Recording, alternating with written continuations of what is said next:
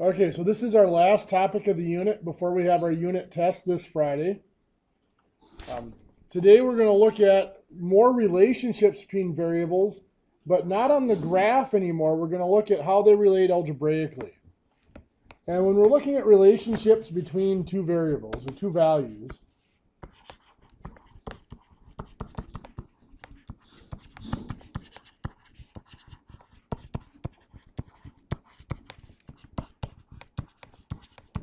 there are really only two ways that those two values, those two amounts can vary with each other. We have something called direct variation, and there's something called inverse variation.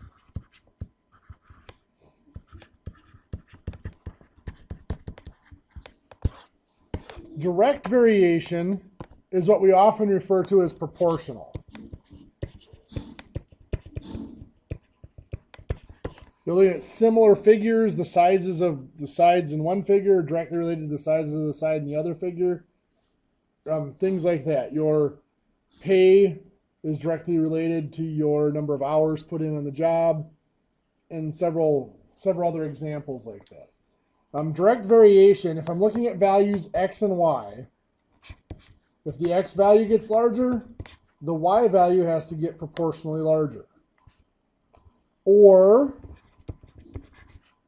if the x value gets smaller, the y value then would also get smaller. Again, not necessarily the same amount, but in a proportional amount. In inverse variation, this is what's often referred to as a constant product, and we'll talk about that in a little bit. Here, if the x value gets larger, the y value has to get smaller in a related manner. Or again, the other way around, if the x value gets smaller, the y value gets larger. So let's focus in for a while on direct variation.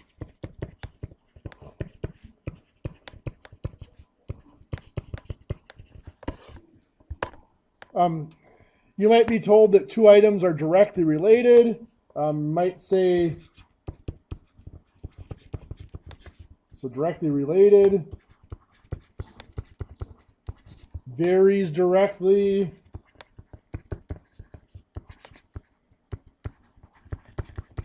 or directly proportional.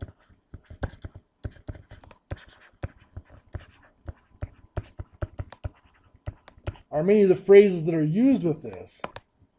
And when we're looking at, like I said, for direct variation, if one value gets larger, the other value has to get larger in a related manner. This is sometimes referred to as a constant ratio.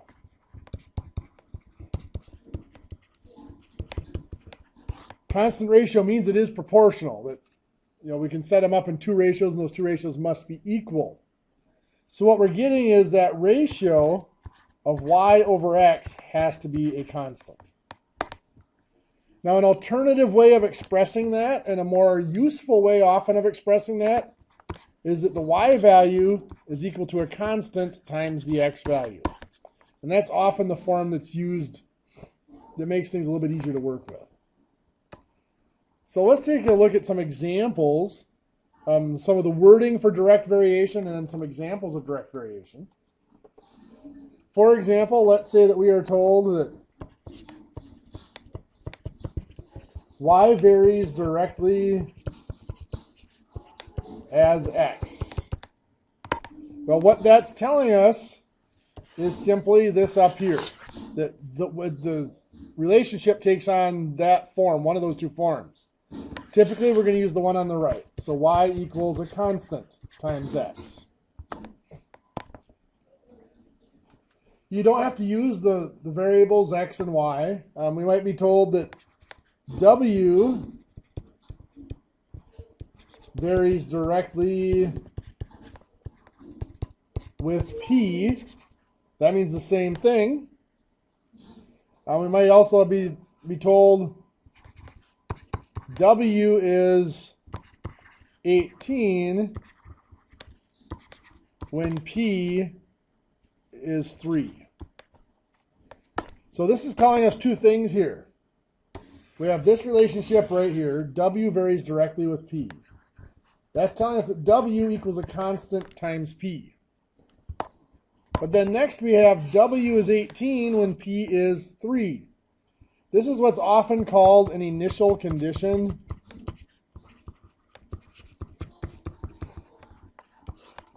Or it's just a single true state of the relationship. And what it is telling us that initial condition can be used to find that missing constant in this relationship. And that's what we're going to use it for. It's telling us that W is 18 when P is 3. So 18 is equal to K times 3. And from there we can see rather quickly we can find K. We can solve for K by dividing by 3. So 6 equals K. So we come up here and we replace K in that generic relationship with the 6. So we get that relationship is actually W is equal to 6P. So now we actually have created a formula for that relationship because of that initial set of values we were given. Now we can go a step further with these. We might be told M varies directly as D. M is 28 when D is 4. Then I might be asked to find M when D is 7. So again, we have that first piece of information. M varies directly as D. M equals K times D. Next, we do have that initial condition. M is 28, that initial set of values. M is 28 when D is 4. So I'll put 28 in for M, 4 in for D. And now before we do anything more, we need to define that relationship with that initial information we're given. So I'm going to divide by 4 to solve for K. 28 divided by 4 is 7. So we get that K equals 7. So that tells us this relationship is really, instead of just M equals a constant times D, it's actually M equals 7 times D. And now we can go to that final piece where we're asked, find the value of M when D is 7. So M is equal to 7 times D. So if D is 7, it's 7 times 7. M would be 49. Now the wording on those can be different. We might have Q is directly proportional to V. Q is 16 when V is 2. Find V when Q is 40. So first, we have that first information again, the relationship, worded a little differently. Q is directly proportional to V, but it still is just a direct variation. Q equals a constant times V. And then we are given that initial set of values. Q is 16 when V is 2. Put 16 in for Q, 2 in for V, and we'll solve for K. So we divide by 2 to get K by itself. We get that 8 is equal to K. So again, I'm going to combine that with this initial equation. The initial form of the equation, Q is equal to a constant times V. That's telling us Q is equal to 8 times V. And now, this time it's a little bit different. We're asked to find V when Q is 40. So we put 40 in for Q. It's 8 times V, and we're going to have to solve for V. So to get V by itself, we divide by 8. So 5 is equal to v, or v is equal to 5. So those are just the relationships, the variables being related to each other, but they can be a little more complex than that. We might be told that t is related directly to the square root of r. We might be told that t is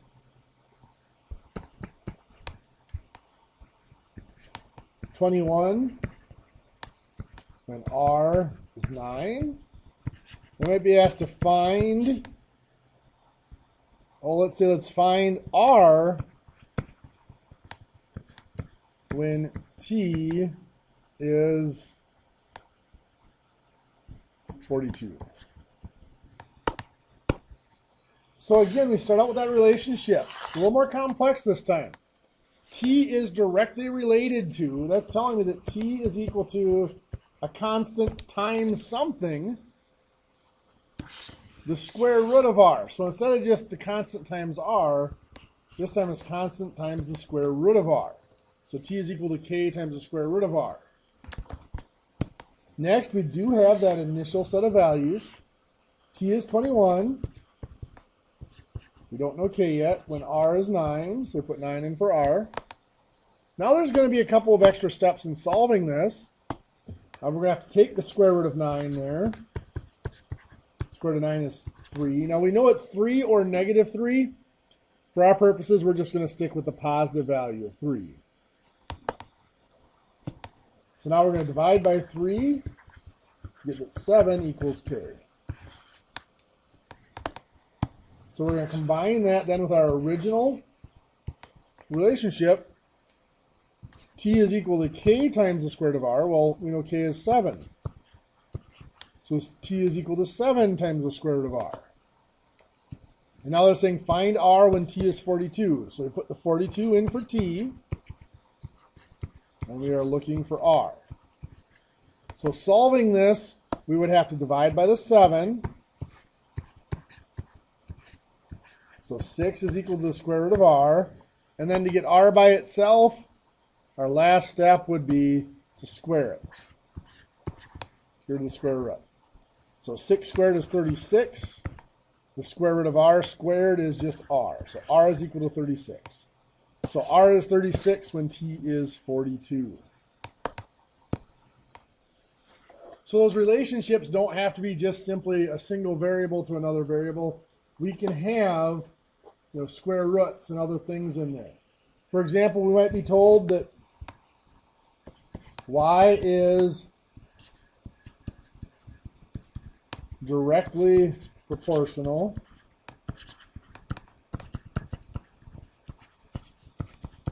to x cubed.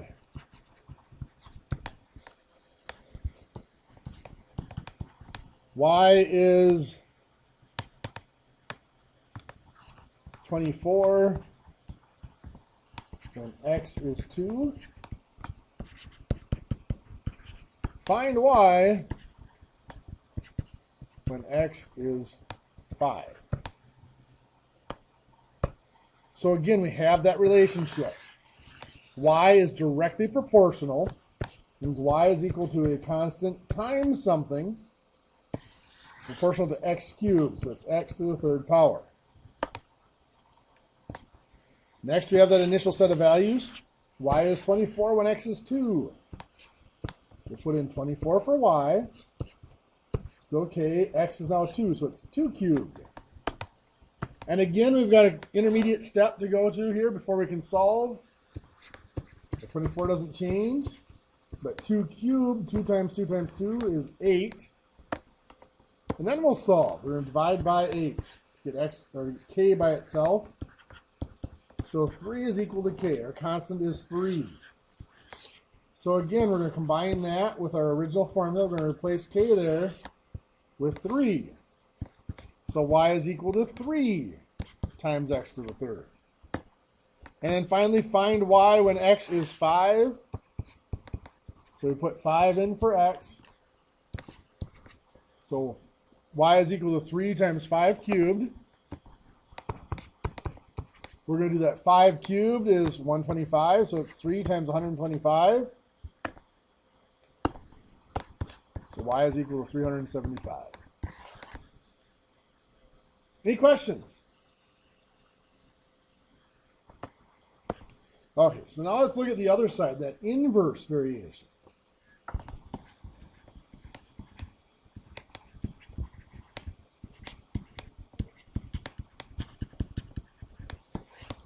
Inverse variation, as we said before, is if one value gets larger, the other value has to get smaller.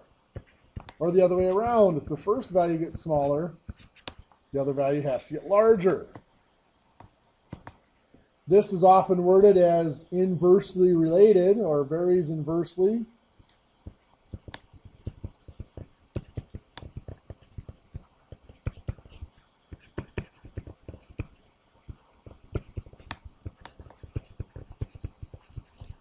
Might be called inversely proportional. That one is kind of a misleading statement because it's not proportional. They're inversely related, but they're not technically proportional. You can put them in a proportion if you switch or invert one of the ratios, but they're technically not proportional until you've inverted one of them. So anyway, the standard relationship here, inversely proportional, is often referred to as a constant product. We had a constant ratio or a constant quotient before. That was y divided by x. For a constant product, we're looking at x times y or y times x equals a constant. And a more popular way of writing it is that y is equal to that constant divided by x. Again, in working form, that's the form we're most often going to see it used in. So let's look at some examples. Starting out just like before, we might be told that y varies inversely as x. Again, that's just telling us that we have one of those for that form of relationship. We're going to use y equals k over x, or k divided by x. So we might be given more information again, just like before. We might be told that m is inversely related to t. M is 6 when t is 9. Well, looking at this, again, we have two pieces of information now. We have the initial relationship. M is inversely related. So m is equal to a constant divided by something. M is inversely related to t. So m is equal to that constant divided by t. Then we have that initial piece of information again. M is 6 when t is 9. So we put 6 in for m and 9 in for t. Now we're going to solve for k again. K is divided by 9, so we're going to multiply by 9. 6 times 9 here is going to give us 54. So k is 54. And just like before, we're going to come back up to this initial relationship. And now we're going to replace that constant with 54. So the relationship is not just m equals a constant divided by t. It's m equals 54 divided by t.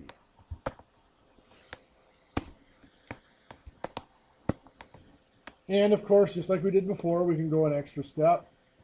So we might be told that S is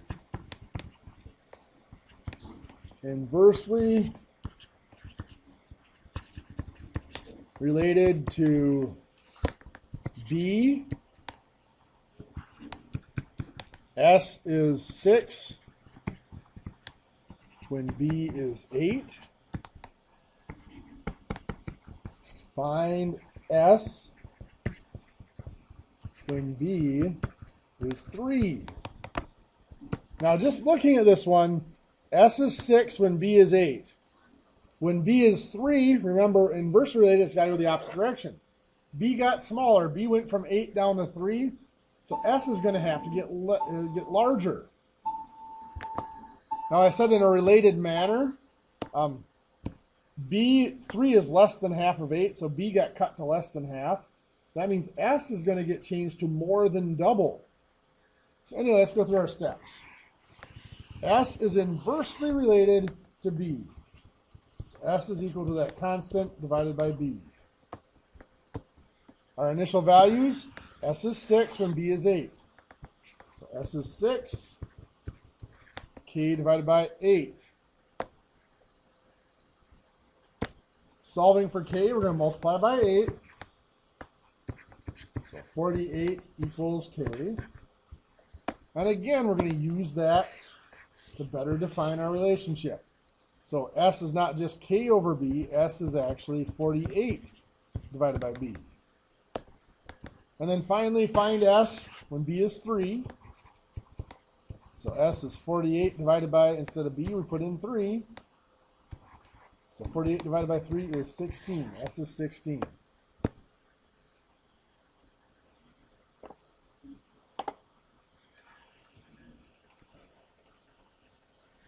We might have G varies inversely as the square of H.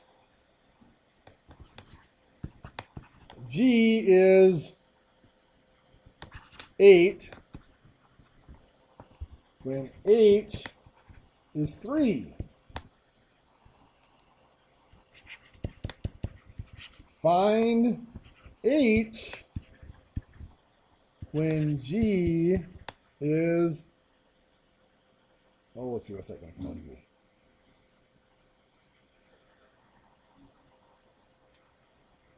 Let's say when G is 18. See what that comes out to give us. So again, we start out with our relationship. G varies inversely as the square of H. So G varies inversely. Means G is equal to a constant divided by something as the square of H. So that's just H squared. We have our initial values. G is 8 when H is 3. So put in 8 for G and 3 for H. That's going to be 3 squared. Now again, we have to do an intermediate calculation here. 3 squared is 9. So that's K over 9. And then we will solve for K by multiplying by 9. So 8 times 9 is 72. The 9's cancel out. So K equals 72. So again, now we redefine our relationship with K equals 72. So G equals 72 over H squared. And find H when G is 18. So put 18 in there for G. 72 over H squared. Now this one's a tough one to solve because what we're solving for is on bottom. And it's also squared. So I'm going to start by doing this. I'm going to make it a proportion and I am just going to cross multiply. So I'm going to do 1 times 72 is 72. Going this way, 18 times H squared is 18H squared. And remember our rules of proportions, those two cross products have to be equal.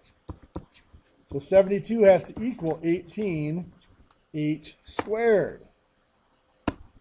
So I'm going to solve for H. I'm going to divide by the 18 first. 72 divided by 18 is 4. So 4 is equal to H squared. And then we will square root. So square root of 4 is 2 or negative 2. But we said earlier we're only going to look at the positive values for square roots. So that's 2.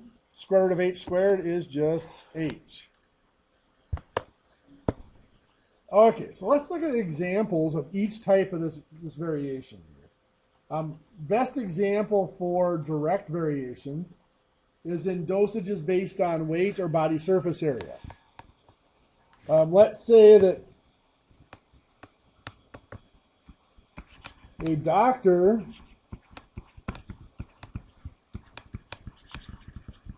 orders 42 milligrams of medication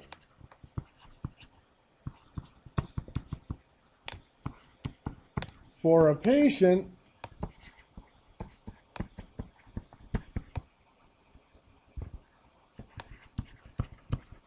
whose chart reads 60 kilograms.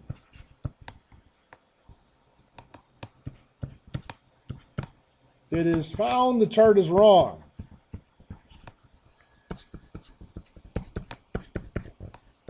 The chart is incorrect.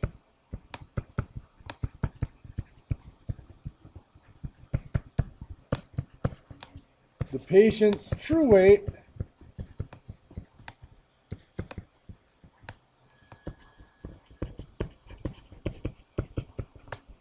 is 44 kilograms. What should the dosage be?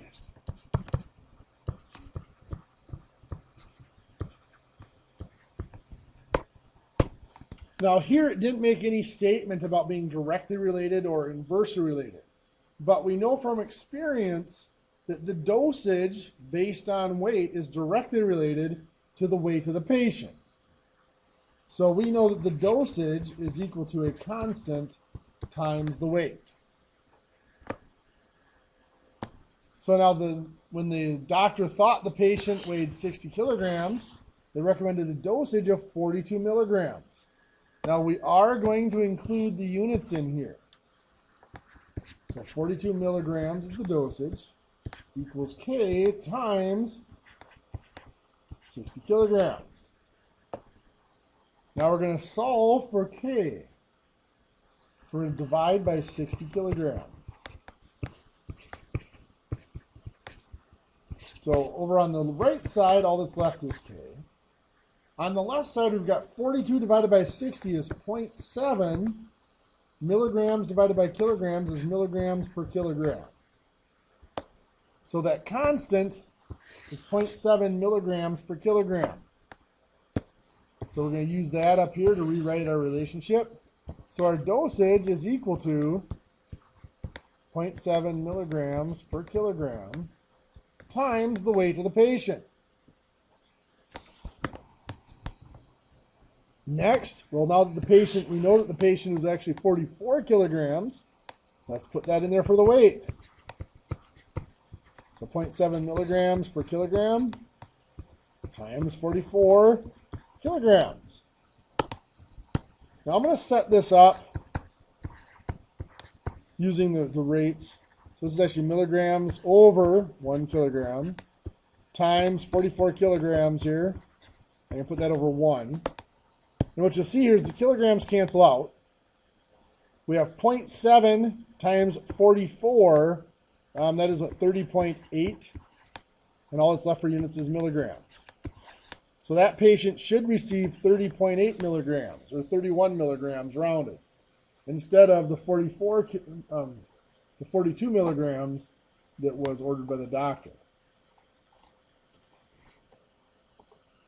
Now in a problem like that,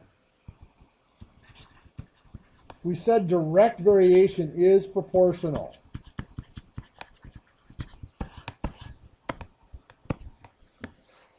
So we can use a a proportion here where we said we had 42 milligrams per 60 kilogram patient.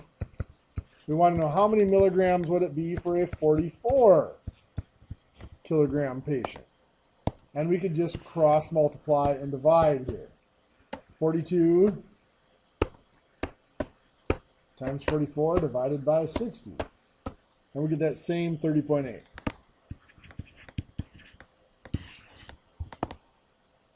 We also could have done a titration. When they are directly proportional, we can use titrations. So our original dosage was 42 milligrams. That was for a patient who weighed 60 kilograms. We want to know what should it be for a patient that weighs 44 kilograms. So the kilograms cancel out. This would be 42 times 44 divided by 60.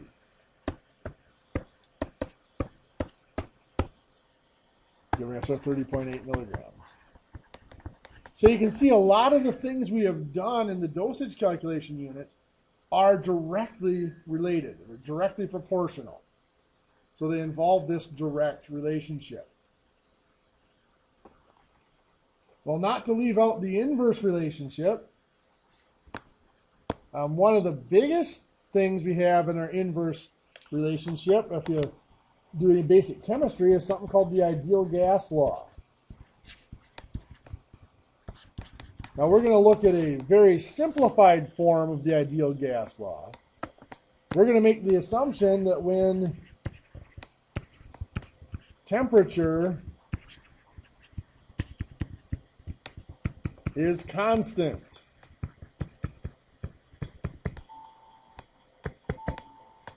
so when the temperature is constant, the volume of a gas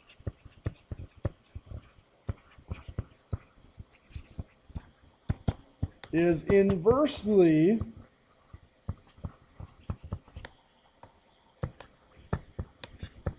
related to the pressure it experiences, or the pressure it is under.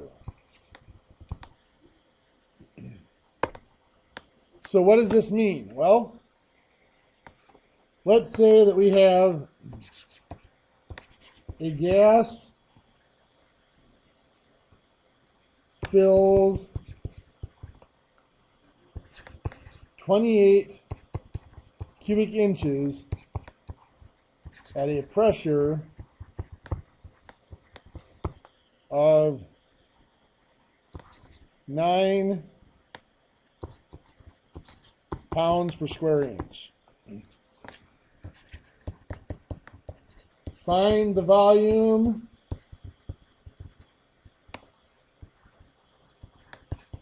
at a pressure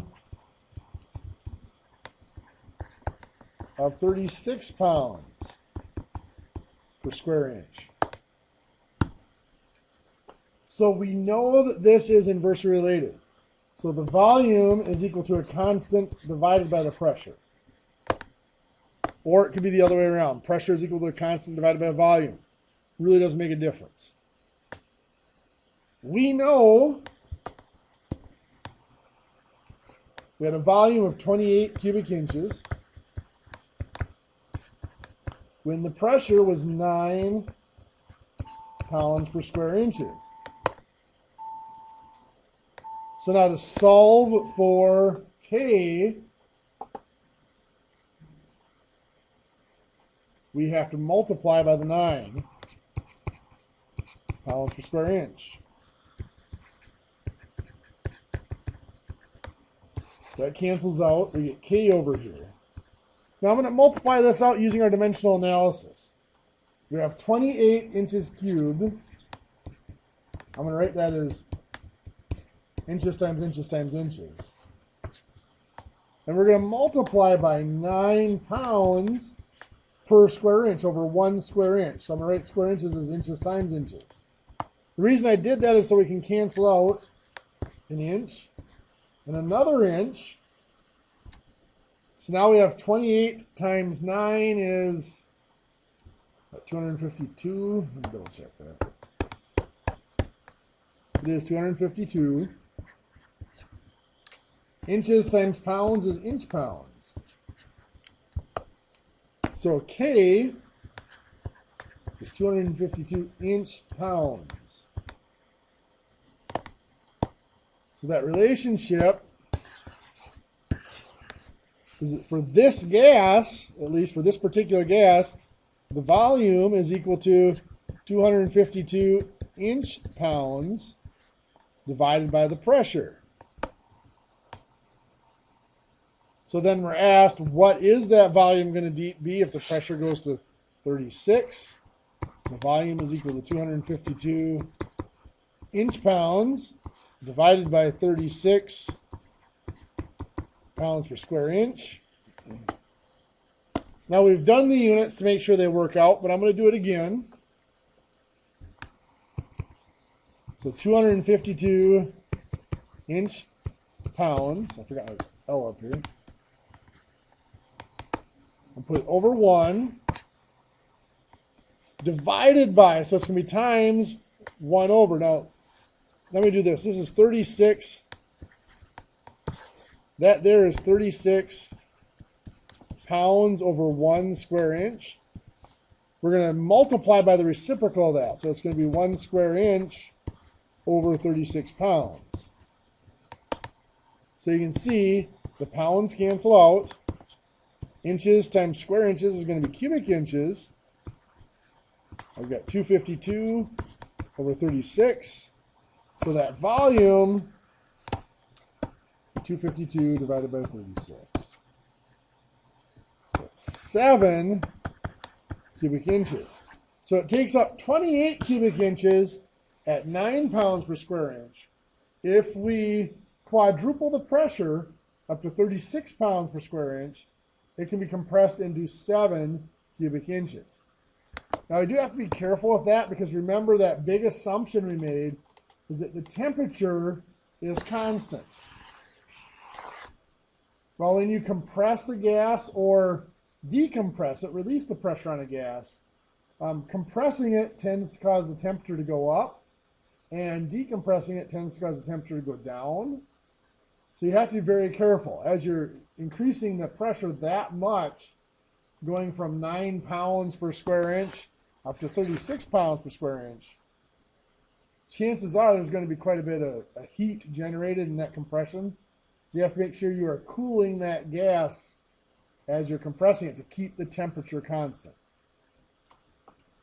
Now, another very common inverse relationship is flow rate and time to infuse. Let's say at a rate of 40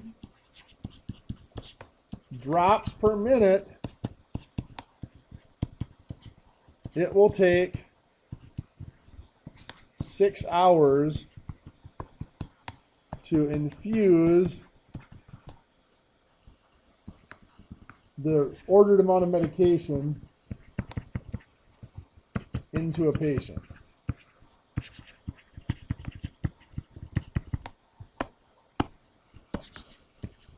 The doctor orders the flow rate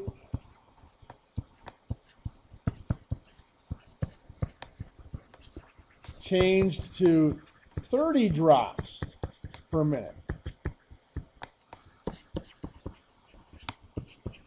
How long will it take to infuse?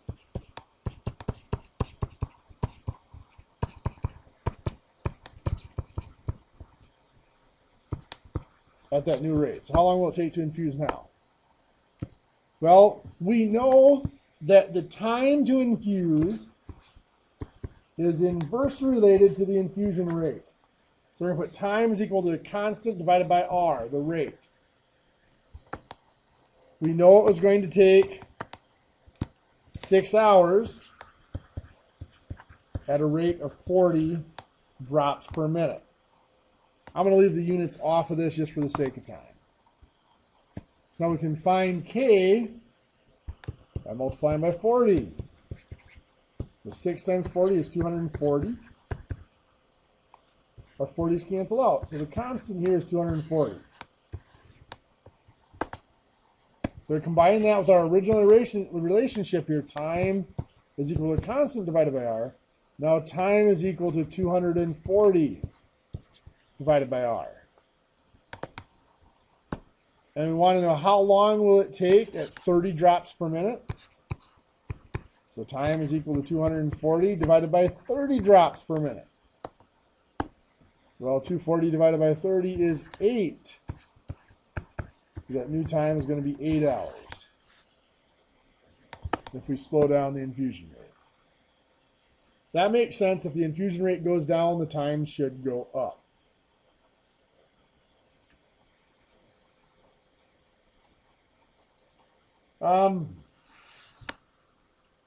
There are several other relationships like this. We might have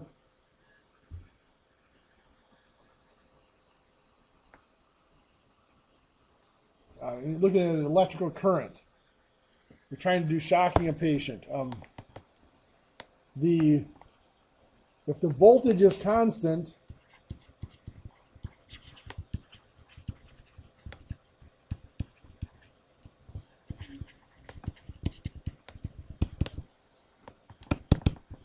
so if the voltage remains constant, the current experienced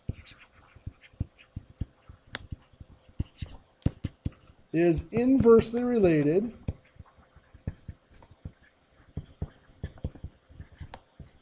to the resistance. So if we're looking at shocking a patient, defibrillating a patient, the current experienced is inversely related to the resistance. So looking at the voltage staying constant again, let's say that a patient experienced 0.3 milliamps and had a resistance of 210 ohms.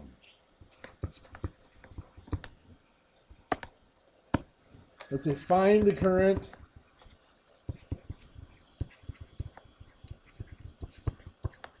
on a patient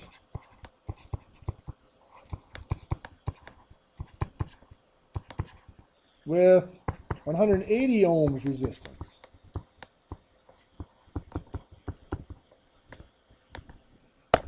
So again, we have that inverse relationship. So the current,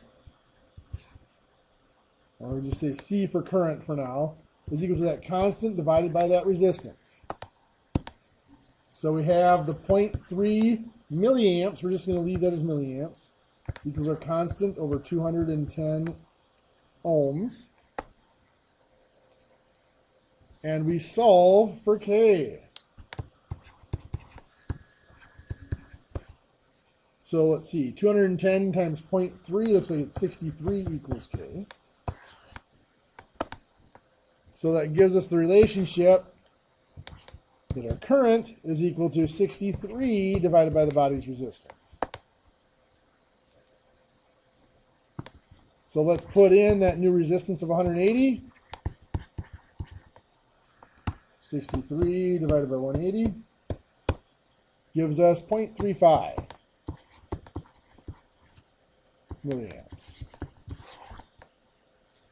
Okay, that's about it for our new material. We're close to running out of time.